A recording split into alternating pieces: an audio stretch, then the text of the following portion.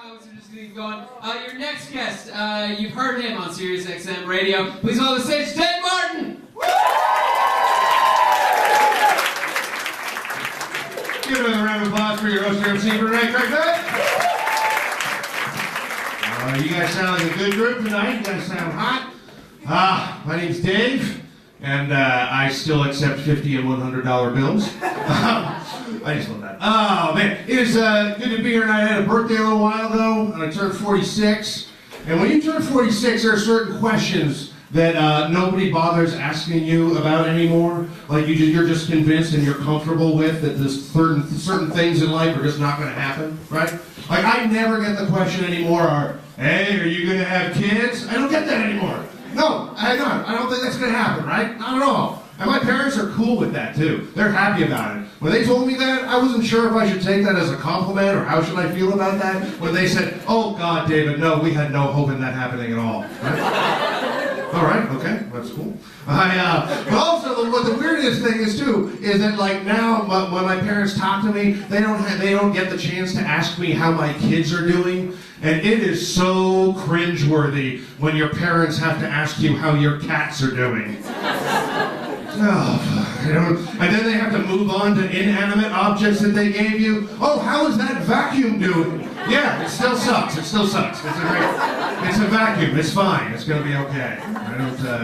I don't think I'm ready to have kids, even if I could or even if I wanted to. One reason I know that I'm ready for kids is I still have a chain wallet. I think if you're not responsible enough to handle a wallet without it being attached to you, you are not ready to raise another life, you know? You know, I was like, do you still have your mittens attached to your jacket with a long string in the wintertime so you don't lose them? I think if you still have mittens, you're probably not ready to have kids. Be a man, get some gloves for fuck's sakes. Oh man. And teaching kids sex, I don't know at what age do you do that either. It is so crazy because like sex is all around us. It's on like movies, TV, internet, advertising. It's everywhere. How do you even approach teaching a child sex? Like my parents found a copy of Swank magazine in my bedroom when I was like 13, right? And so somehow it was my dad's job to teach me about sex. And my dad is I get my sense of humor from my mom, and my dad was always, shut up, I'm going to be in the basement. That's right. So it was my dad's uncomfortable responsibility to teach me about sex. So this is literally all he told me, right? He comes into my room, he sits down in a chair, looks at me straight in the eye, and this is all he says. Just remember to wash your balls. That's it. Just remember to wash your balls, right? You'll be fine, son. I'm not a parent, but I don't think that's enough, right? Just trust me, you do not need to tell a 13-year-old boy to wash his balls, okay? If it feels good cleaning them, he is going to keep cleaning them, okay? Right? So from there on in, all I had to teach me about sex were the stupid things that my friends would tell me and whatever it would say in a health textbook in high school or in school, whatever. And so in a health textbook, when they would show you what sperm looked like, they would show you a little tadpole. Little tadpole swimming around like this, right? Sometimes 2 tadpoles. Sometimes 3 tadpoles moving back and forth, right? And when I found out that there were tadpoles in sperm, I literally thought for way too long that the tadpoles in sperm were the same size as actual tadpoles that you would see in the shallow waters at the beach, right? Like no microscope required, just you could see with the naked human eye, and there they are, right? And then I was like, oh my God, when I found out that when a man climaxes, millions and millions of tadpoles are going to come shooting out of his penis? I was like, oh my God, that sounds horrible, right? Because I thought 1 tadpole, 1 baby, right? 2 tadpoles, 2 babies. That makes sense, right? But millions? Oh my God, that is so frightening. Like every time a guy would climax, it would be like dropping a bucket of marbles on the ground, okay? He would literally be like, oh my God, holy shit, they're everywhere, right? And if that was true, oh my God, every guy would just masturbate in the bathtub, right? Just for convenience sake. Just see you later, kids, down the drain, kids, see you later, you know? If you're using a condom, you take it off, tie it off the one end, throw it on the other side of the room, would flop around like a fish out of water. porno scenes would end completely differently. Oh my God, nobody needs to see that. Nobody. Oh, yeah. But I got out of a relationship a little while ago. That's always uncomfortable. And we lived together too. But it was about a year ago, and we're still friends. We're still trying to be friends. We're still talking. We might start going out again.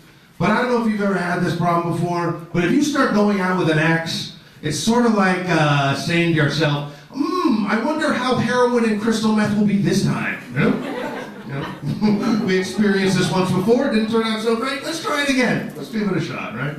She was much more into the public displays of affection than I was.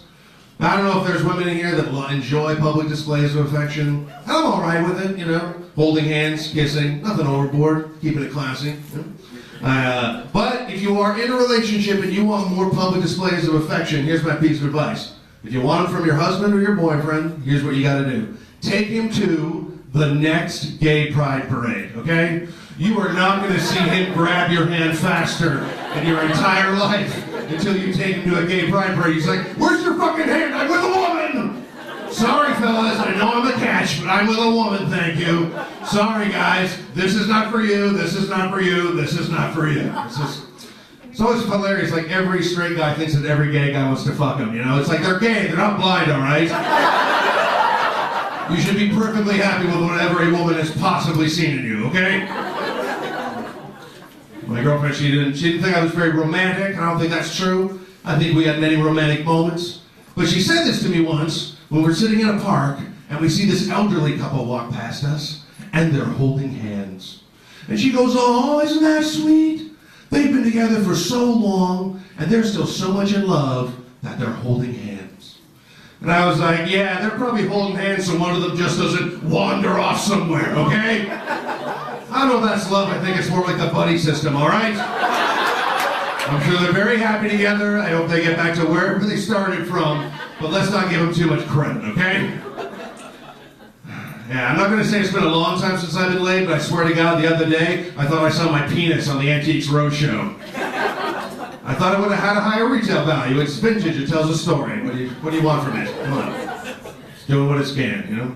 Well, like I said, I get my sense of humor from my mom, and every year my parents, they always go down to Mexico for a month. They go down to Mexico. And for a while, there was a bit of a thing going on. There were a lot of Canadian tourists getting murdered in Mexico. And at one point, I remember my mom saying this, or I asked this to my mom. I said, oh, aren't you worried about getting murdered in Mexico? That was a weird thing to ask your parents. Aren't you worried? And she was like, no, I'm not worried at all.